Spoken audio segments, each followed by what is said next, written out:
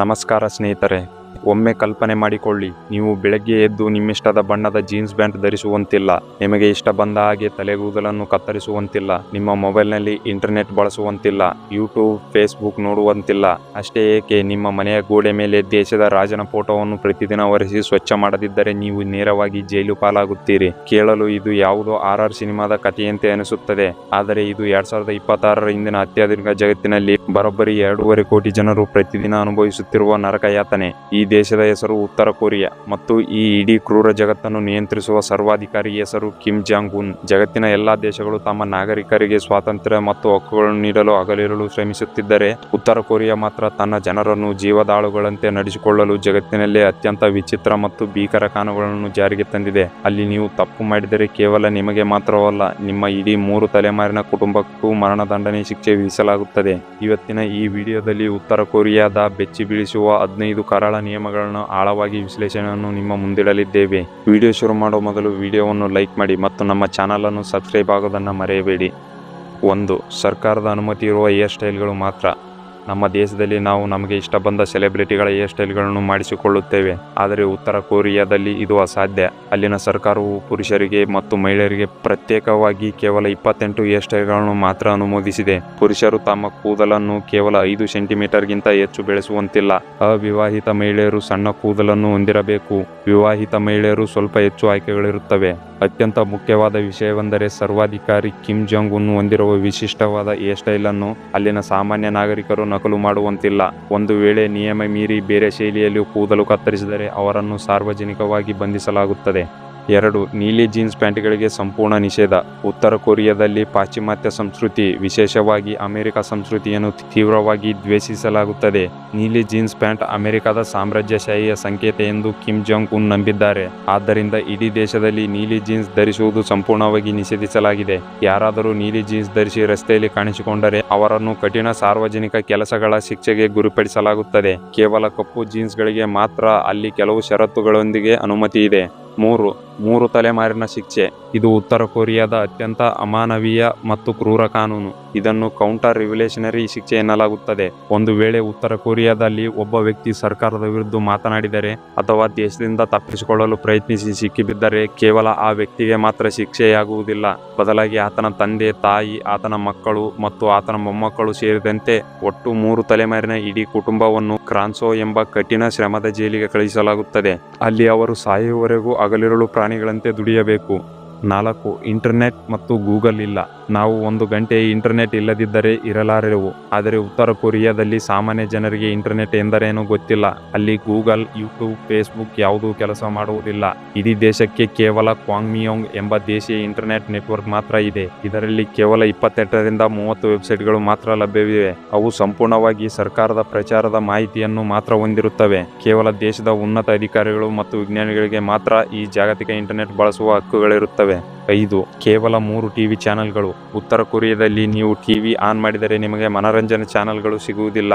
ಅಲ್ಲಿ ಇಡೀ ದೇಶಕ್ಕೆ ಕೇವಲ 3 ಟಿವಿ ಚಾನೆಲ್ಗಳು ಮಾತ್ರ ಇವೆ. ಈ 3 ಚಾನೆಲ್ಗಳು ದಿನದ 24 ಗಂಟೆಯೂ ಕಿಮ್ ಜಾಂಗ್ ಉನ್ ಎಷ್ಟು ಒಳ್ಳೆಯವರು, ಆತನ ತಂದೆ ಎಷ್ಟು ಮಹಾನ್ ನಾಯಕ, ಅಮೆರಿಕ ದೇಶ ಎಷ್ಟು ಕೆಟ್ಟದ್ದು ಎಂಬ ಪ್ರಚಾರದ ವಿಡಿಯೋಗಳನ್ನು ಮಾತ್ರ ಪ್ರಸಾರ ಮಾಡುತ್ತವೆ. ಟಿವಿಯ ಟ್ಯೂನರ್ಗಳನ್ನು ಸರ್ಕಾರವೇ ಲಾಕ್ ಮಾಡಿರುತ್ತದೆ. ನಾಗರಿಕರು ಚಾನೆಲ್ ಬದಲಾಯಿಸಲು ಪ್ರಯತ್ನಿಸುವುದು ಸಹ ಅಲ್ಲಿ ಅಪರಾಧ. 6. ವಿದೇಶಿ ಸಿನಿಮಾ ಅಥವಾ ಕೆ-ಪಾಪ್ ನೋಡಿದರೆ ಮರಣದಂಡನೆ. ದಕ್ಷಿಣ ಕೊರಿಯಾದ ಸಿನಿಮಾಗಳು ಅಥವಾ ಸಂಗೀತಗಳನ್ನು ಉತ್ತರ ಕೊರಿಯಾದಲ್ಲಿ ನೋಡುವುದು ದೇಶದ್ರೋಹಕ್ಕೆ ಸಮಾನ. ಇತ್ತೀಚಿನ ವರದಿಗಳ ಪ್ರಕಾರ ದಕ್ಷಿಣ ಕೊರಿಯಾದ ವಿಡಿಯೋಗಳನ್ನು ಕದ್ದು ನೋಡುತ್ತಿದ್ದ ಕೆಲವು ಶಾಲಾ ಮಕ್ಕಳನ್ನು ಕಿಮ್ ಜಾಂಗ್ ಉನ್ ಸರ್ಕಾರ ಸಾರ್ವಜನಿಕವಾಗಿ ಗುಂಡಿಕ್ಕಿ ಕೊಂದಿದೆ. ವಿದೇಶಿ ಮಾಧ್ಯಮಗಳು ಜನರ ಮನಸ್ಸನ್ನು ಕಲುಷಿತಗೊಳಿಸುತ್ತವೆ ಮತ್ತು ಸರ್ಕಾರದ ವಿರುದ್ಧ ದಂಗೆ ಏಳುವಂತೆ ಮಾಡುತ್ತವೆ ಎಂಬುದು ಕಿಮ್ ಜಾಂಗ್ ಉನ್ ಅವರ ಅತಿದೊಡ್ಡ ಭಯ. 7. ಧಾರ್ಮಿಕ ಸ್ವಾತಂತ್ರ್ಯವಿಲ್ಲ. ಉತ್ತರ ಕೊರಿಯಾ ಒಂದು ನಾಸ್ತಿಕ ದೇಶ. ಅಲ್ಲಿ ಯಾವುದೇ ಧರ್ಮವನ್ನು ಪಾಲಿಸುವಂತಿಲ್ಲ. ಅಲ್ಲಿಯೇ ಏಕೈಕ ದೇವರು ಎಂದರೆ ಅದು ಕಿಮ್ ಕುಟುಂಬ ಮಾತ್ರ. ಯಾರಾದರೂ ಮನೆಯಲ್ಲಿ ಬೈಬಲ್ ಅಥವಾ ಯಾವುದೇ ಧಾರ್ಮಿಕ ಗ್ರಂಥಗಳನ್ನು ಇಟ್ಟುಕೊಂಡಿರುವುದು ಪತ್ತೆಯಾದರೆ ಅವರಿಗೆ ನೇರವಾಗಿ ಮರಣದಂಡನೆ ಅಥವಾ ಜೈಲು ಶಿಕ್ಷೆ ನೀಡಲಾಗುತ್ತದೆ. ಅಲ್ಲಿನ ಸರ್ಕಾರವು ಧಾರ್ಮಿಕ ಆಚರಣೆಗಳನ್ನು ದೇಶದ ಭದ್ರತೆಗೆ ಇರುವ ದೊಡ್ಡ ಕುತ್ತು ಎಂದು ಭಾವಿಸುತ್ತದೆ. 8. ನಾಯಕರ ಫೋಟೋಗಳನ್ನು ದೇವರಿಗಿಂತ ಹೆಚ್ಚಾಗಿ ಪೂಜಿಸಬೇಕು. ಉತ್ತರ ಕೊರಿಯಾದ ಪ್ರತಿಯೊಂದು ಮನೆಯಲ್ಲೂ ಪ್ರತಿಯೊಂದು ಆಫೀಸ್ ಹಾಗೂ ಶಾಲೆಯ ಗೋಡೆಯ ಮೇಲೆ ಕಿಮ್ ಇಲ್ ಸುಂಗ್ ಮತ್ತು ಕಿಮ್ ಜೊಂಗ್ ಇಲ್ ಅವರ ಫೋಟೋಗಳನ್ನು ಕಡ್ಡಾಯವಾಗಿ ಹಾಕಿರಬೇಕು. ಈ ಫೋಟೋಗಳನ್ನು ಸ್ವಚ್ಛಗೊಳಿಸಲು ಸರ್ಕಾರವೇ ಪ್ರತ್ಯೇಕವಾದ ಬಟ್ಟೆಯನ್ನು ನೀಡುತ್ತದೆ. ಒಂದು ವೇಳೆ ಮನೆಯಲ್ಲಿ ಬೆಂಕಿ ಬಿದ್ದರೆ ಮನೆಯವರು ಮೊದಲು ತಮ್ಮ ಜೀವ ಅಥವಾ ಹಣವನ್ನು ಉಳಿಸಬಾರದು. ಬದಲಾಗಿ ಆ ನಾಯಕರ ಫೋಟೋಗಳನ್ನು ಸುರಕ್ಷಿತವಾಗಿ ಹೊರತೆಗೆಯಬೇಕು. ಫೋಟೋಗಳ ಮೇಲೆ ಧೂಳು ಕೂತಿದ್ದರೂ ಸಹ ಅದು ದೊಡ್ಡ ಅಪರಾಧ ಎಂದು ಪರಿಗಣಿಸಲ್ಪಡುತ್ತದೆ. 9. ವಿಶಿಷ್ಟವಾದ ಕ್ಯಾಲೆಂಡರ್. ಇಡೀ ಜಗತ್ತು ಯೇಸು ಕ್ರಿಸ್ತನ ಜನನದ ಆಧಾರದ ಮೇಲೆ ಗ್ರೆಗೋರಿಯನ್ ಕ್ಯಾಲೆಂಡರ್ ಬಳಸುತ್ತವೆ. ಆದರೆ ಉತ್ತರ ಕೊರಿಯಾದಲ್ಲಿ ಈ ಕ್ಯಾಲೆಂಡರ್ ನಡೆಯುವುದಿಲ್ಲ. ಅಲ್ಲಿ ಜೂಚೆ ಎಂಬ ಸ್ವಂತ ಕ್ಯಾಲೆಂಡರ್ ಇದೆ. ಇದು ಉತ್ತರ ಕೊರಿಯಾದ ಸಂಸ್ಥಾಪಕ ಕಿಮ್ ಇಲ್ ಸುಂಗ್ ಹುಟ್ಟಿದ ವರ್ಷವಾದ 1912ರಿಂದ ಪ್ರಾರಂಭವಾಗುತ್ತದೆ. ಇದರ ಪ್ರಕಾರ ಜಗತ್ತಿಗೆ ಈಗ 2026ನೇ ವರ್ಷವಿದ್ದರೆ ಉತ್ತರ ಕೊರಿಯಾದಲ್ಲಿ ಮಾತ್ರ ಪ್ರಸ್ತುತ ವರ್ಷ ಜೂಚೆ 115 ಆಗಿದೆ. 10. ರಾಜಧಾನಿಯಲ್ಲಿ ಬದುಕಲು ಸರ್ಕಾರದ ಲೈಸೆನ್ಸ್ ಬೇಕು. ಉತ್ತರ ಕೊರಿಯಾದ ರಾಜಧಾನಿ ಪ್ಯೂಂಗ್ಯಾಂಗ್ ಜಗತ್ತಿಗೆ ತೋರಿಸಿಕೊಳ್ಳುವ ಒಂದು ಅತ್ಯಾಧುನಿಕ ನಗರವಾಗಿದೆ. ಆದರೆ ಅಲ್ಲಿ ಯಾರು ಬೇಕಾದರೂ ಹೋಗಿ ಮನೆ ಖರೀದಿಸಿ ಬದುಕಲು ಸಾಧ್ಯವಿಲ್ಲ. ಕೇವಲ ಅತ್ಯಂತ ಶ್ರೀಮಂತರು, ಸೈನ್ಯದ ಉನ್ನತ ಅಧಿಕಾರಿಗಳು ಮತ್ತು ಕಿಮ್ ಜಾಂಗ್ ಉನ್ಗೆ ನಿಷ್ಠಾವಂತರಾಗಿರುವ ನಾಗರಿಕರಿಗೆ ಮಾತ್ರ ಪ್ಯೂಂಗ್ಯಾಂಗ್ನಲ್ಲಿ ಬದುಕಲು ಸರ್ಕಾರ ಅನುಮತಿ ನೀಡುತ್ತದೆ. ಬಡವರು ಅಥವಾ ಅಂಗವಿಕಲರನ್ನು ಈ ನಗರದಿಂದ ದೂರವಿಡಲಾಗುತ್ತದೆ. 11. ಸ್ವಂತ ವಾಹನ ಹೊಂದುವಂತಿಲ್ಲ. ಉತ್ತರ ಕೊರಿಯಾದಲ್ಲಿ ಸಾಮಾನ್ಯ ನಾಗರಿಕರು ಸ್ವಂತ ಕಾರು ಅಥವಾ ಬೈಕ್ ಖರೀದಿಸುವಂತಿಲ್ಲ.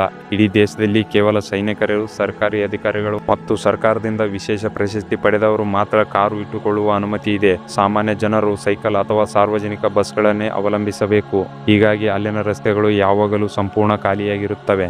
12. ಅಂತಾರಾಷ್ಟ್ರೀಯ ಕರೆಗಳ ನಿಷೇಧ. ಉತ್ತರ ಕೊರಿಯಾದಲ್ಲಿ ವಾಸಿಸುವ ವ್ಯಕ್ತಿ ವಿದೇಶದಲ್ಲಿರುವ ತನ್ನ ಸಂಬಂಧಿಕರಿಗೆ ಕರೆ ಮಾಡುವಂತಿಲ್ಲ. ಅಲ್ಲಿನ ಸಿಮ್ ಕಾರ್ಡ್ಗಳು ಮತ್ತು ಮೊಬೈಲ್ಗಳು ಕೇವಲ ದೇಶದ ಒಳಗೆ ಮಾತ್ರ ಕೆಲಸ ಮಾಡುತ್ತವೆ. ಒಂದು ವೇಳೆ ಯಾರಾದರೂ ಚೀನಾದ ಗಡಿಯ ಬಳಿ ಹೋಗಿ ಕದ್ದಾಲಿಕೆಯಿಂದ ಸಿಮ್ ಕಾರ್ಡ್ ಬಳಸಿ ವಿದೇಶಕ್ಕೆ ಕರೆ ಮಾಡಲು ಪ್ರಯತ್ನಿಸಿದರೆ ಅವರನ್ನು ದೇಶದ್ರೋಹಿ ಎಂದು ಪರಿಗಣಿಸಿ ಸಾರ್ವಜನಿಕವಾಗಿ ಮರಣದಂಡನೆ ವಿಧಿಸಲಾಗುತ್ತದೆ. 13. ದೇಶವನ್ನು ಬಿಟ್ಟು ಹೋಗುವಂತಿಲ್ಲ. ಉತ್ತರ ಕೊರಿಯಾ ನಾಗರಿಕರಿಗೆ ಪಾಸ್ಪೋರ್ಟ್ ಸಿಗುವುದು ಅಪರೂಪ.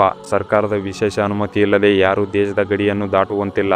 ಒಂದು ವೇಳೆ ಕಿಮ್ ಜಾಂಗ್ ಉನ್ ನರಕದಿಂದ ಬೇಸತ್ತು ಯಾರಾದರೂ ಚೀನಾ ಅಥವಾ ದಕ್ಷಿಣ ಕೊರಿಯಾಕ್ಕೆ ಓಡಿ ಹೋಗಲು ಪ್ರಯತ್ನಿಸಿದರೆ ಗಡಿಯಲ್ಲಿ ಸೈನಿಕರು ಅವರನ್ನು ಕಂಡ ತಕ್ಷಣ ಗುಂಡಿಟ್ಟು ಕೊಲ್ಲುವ ಕಠಿಣ ಆದೇಶವನ್ನು ಹೊಂದಿದ್ದಾರೆ. 14. ರಾತ್ರಿಯಾದರೆ ಇಡೀ ದೇಶವೇ ಕತ್ತಲು. ಉತ್ತರ ಕೊರಿಯಾದಲ್ಲಿ ವಿದ್ಯುತ್ ಕೊರತೆ ಎಷ್ಟಿದೆ ಎಂದರೆ ಕೇವಲ ರಾಜಧಾನಿ ಪ್ಯೋಂಗ್ಯಾಂಗ್ ಹೊರತುಪಡಿಸಿ ಉಳಿದ ಯಾವುದೇ ನಗರಗಳಲ್ಲಿ ರಾತ್ರಿ ಅವಧಿಯಲ್ಲಿ ವಿದ್ಯುತ್ ನೀಡುವಂತಿಲ್ಲ. ಸ್ಯಾಟಲೈಟ್ನಿಂದ ರಾತ್ರಿ ಹೊತ್ತು ಭೂಮಿಯ ಚಿತ್ರ ತೆಗೆದರೆ ದಕ್ಷಿಣ ಕೊರಿಯಾ ಮತ್ತು ಚೀನಾ ದೇಶಗಳು ಬೆಳಕಿನಿಂದ ಮಿನುಗುತ್ತವೆ. ಆದರೆ ಉತ್ತರ ಕೊರಿಯಾ ಮಾತ್ರ ಒಂದು ಕರಾಳ ಕಪ್ಪು ಸಮುದ್ರದಂತೆ ಕಾಣುತ್ತದೆ. 15. ಕಡ್ಡಾಯ ಮಿಲಿಟರಿ ಸೇವೆ. ಉತ್ತರ ಕೊರಿಯಾದ ಪ್ರತಿಯೊಬ್ಬ ಪುರುಷನು ಶಾಲಾ ಶಿಕ್ಷಣ ಮುಗಿದ ತಕ್ಷಣ ಕಡ್ಡಾಯವಾಗಿ ಸೈನ್ಯವನ್ನು ಸೇರಬೇಕು. ಪುರುಷರಿಗೆ ಕಡ್ಡಾಯ ಸೇವಾ ಅವಧಿ ಬರೋಬ್ಬರಿ 10 ವರ್ಷಗಳು. ಮಹಿಳೆಯರು ಸಹ 5 ವರ್ಷಗಳ ಕಾಲ ಸೈನ್ಯದಲ್ಲಿ ಸೇವೆ ಸಲ್ಲಿಸುವುದನ್ನು ಕಡ್ಡಾಯಗೊಳಿಸಲಾಗಿದೆ. ನಿಮ್ಮ ಯೌವನದ ಅತ್ಯಮೂಲ್ಯ ವರ್ಷಗಳನ್ನು ನೀವು ಕಡ್ಡಾಯವಾಗಿ ಸೈನ್ಯದಲ್ಲೇ ಕಳೆಯಬೇಕು.